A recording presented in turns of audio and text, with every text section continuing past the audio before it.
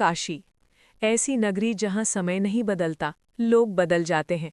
घाटों पर सुबह की आरती हो या शाम की लहरों में डूबते सूरज का रंग, हर चीज जैसे कहानी कहती है।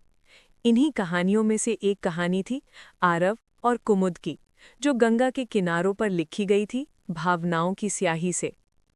सर्दियों की हल्की सुबह थी। सूरज अभी अभी धुंध के पर्दे को हटा रहा था। दशाश्वमेध घाट पर सुबह सुबह आरव अपनी डायरी लेकर बैठा था। आरव बनारस में जन्मा पलना लड़का, 26 साल का, शांत स्वभाव, आंखों में दुनिया से हटकर एक अलग ही चमक। उसे लिखना पसंद था, खासकर वो लोग जो उसके जीवन में कहानी बनकर आते थे। उसी समय हल्की गुलाबी शॉल ओढ़े एक लड़की सीढ़ियों से उतर रही थी। लड़की के कदमों में इतनी नरमी थी जैसे गंगा के पानी में कमल तैरता हो। उसकी आंखों में अजीब सी गहराई थी, जैसे कोई दर्द बारिश बनकर वहां ठहर गया हो। ठंडी हवा चली और कुमुद की शॉल उड़कर आरव के पास आ गिरी। आरव ने शॉल उठाई और मुस्कुराकर उसकी तरफ बढ़ाया। आपकी? लड़की ने धीमी मुस्कान के साथ सिर हिलाया। हाँ, मेरी ही है। पर उसके चेहरे पर कोई बेचैनी थी, जैसे दिल में कुछ दबा हो। आरव ने महसूस किया पर कुछ पूछा नहीं। वो बस इतना बोला, बनारस का पहला नियम है, जो खो जाओ यहाँ मिल जाता है, चाहे चीज हो या इंसान। लड़की पहली बार हंसी। तो शायद मैं भी मिल जाऊंगी खुद से। और फिर वो धीरे से चली गई, पर उसकी चाल में एक खालीपन था। आरव उसको जाते देखता रह गया। वो नहीं जानता था कि यही लड़की उसके आने वाले हर पल की वजह बन जाएगी। इसके बाद हर सुबह वही लड़की, कुमुद, उसी घाट पर दिखाई देती। कभी गंगा को घूरती रहती, कभी कोई फूल पानी में छोड़ देती, कभी बस खामोश बैठी रहती। आरव धीरे धीरे उसके पास जाने लगा। दोनों रोज बात न भी करें, पर उनकी खामोशी में दोस्ती पनपने लगी। कुमुद ज्यादा बोलती नहीं थी, लेकिन उसकी आंखें बहुत कुछ कहती थी। एक सुबह आरव ने पूछा, आप इतना अकेले क्यों बैठती हैं? कुमुद ने गहरी सांस ली।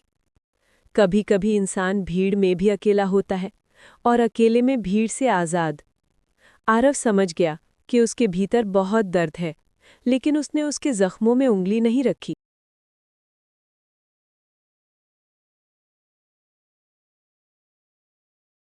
छोड़कर चला गया। उसकी आवाज़ रुक गई, गला भर आया। लोग कहते हैं समय सब ठीक कर देता है, लेकिन कौन समझे कि कुछ घाव ठीक होने के लिए नहीं, बस साथ लेकर जीने के लिए होते हैं।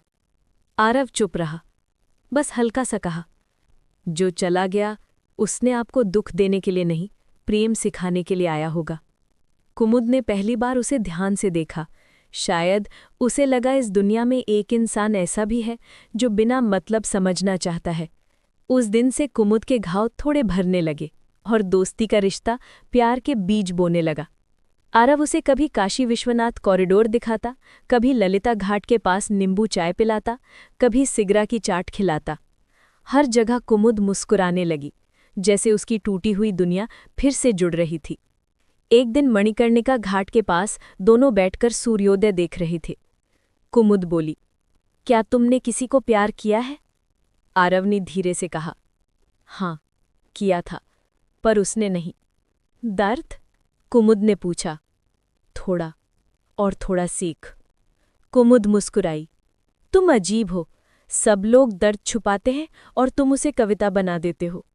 आरव ने बस इतना कहा, शायद इसलिए कि दर्द ही इंसान को इंसान बनाता है। धीरे धीरे कुमुद के मन का अंधेरा मिटने लगा और आरव के दिल में एक नया उजाला उगने लगा। उसका नाम था कुमुद। एक शाम दोनों नौका पर बैठे थे। हवा धीमी थी, सूरज का रंग पानी में घुलता जा रहा था। कुमुद धीमे से बोली, आरव, अगर मैं तुम्हें कहूं कि मुझे डर लगता है फिर से किसी को खो देने का, तो मैं कहूंगा कि डरना मत, क्योंकि मैं जाने के लिए नहीं आया हूं। कुमुद की आंखें भर आई, पर उसने कुछ नहीं कहा। उस रात कुमुद ने पहली बार आरव का हाथ पकड़ा। गंगा की लहरें उनके बीच प्यार का संगीत बजा रही थी। आरव ने महसूस किया, उससे सिर्फ प्यार नहीं, एक अपनापन, एक घर मिला है। लेकिन किस्मत ने अभी उनकी परीक्षा बाकी रखी थी। कुछ दिन बाद कुमुद अचानक गायब हो गई। न फोन उठाया, न घाट पर आई। आरव बेचैन हो गया, हर गली हर घाट ढूंढा। आखिर 3 दिन बाद वो मिली, हॉस्पिटल में, अकेली। पता चला कुमुद को दिल की गंभीर बीमारी थी। डॉक्टर ने कहा, स्ट्रेस उससे और बढ़ सकता है। इसे पहले से ही दुखों के कारण बहुत चोट लगी है। कुमुद ने कहा, मैं किसी के जीवन में बोझ नहीं बनना चाहती थी, इसलिए दूर चली गई। आरव की आंखें आंसू से भर आईं। वो बोला, प्यार बोझ नहीं होता कुमुद।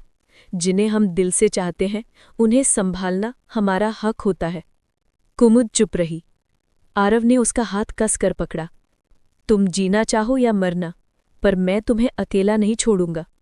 आरव ने उसके इलाज का हर खर्च उठाया। उसके साथ हर टेस्ट, हर दर्द, हर डर में खड़ा रहा। धीरे धीरे कुमुद की हालत सुधरने लगी। एक दिन घाट पर दोनों बैठे थे। कुमुद बोली, तुम्हारे जैसा प्यार शायद ही किसी को मिला होगा। आरव ने कहा, मैंने तुमसे कोई वादा नहीं किया था, बस दिल कहता है तुम मेरी हो, और बस इतना काफी है।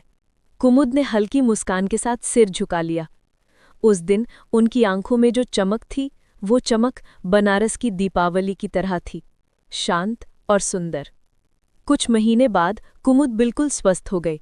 दोनों ने मिलकर एक छोटा सा स्कूल शुरू किया, जिसका नाम रखा कुमुद आरव शिक्षा केंद्र, जहां गरीब बच्चों को मुफ्त पढ़ाया जाता था। कुमुद बोली, मैंने जीवन को नया मौका दिया है, अब मैं इसे दूसरों को देना चाहती हूँ। आरव ने उंगा जैसा है, जिसमें सबकी जगह है।